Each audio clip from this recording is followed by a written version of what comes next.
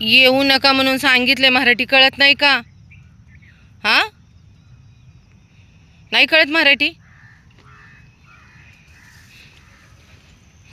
ही माझी लाली, हा माझा डॉन आणि ही माझी चमेली. पहिले खूप पळत यायचे, पण नसबंदीला गाडी न्यायला आल्यापासून खूप घाबरतात. हां, आता चला भांडण करा. चलो चलो, हो गया झगडा. डॉन सोड तिला.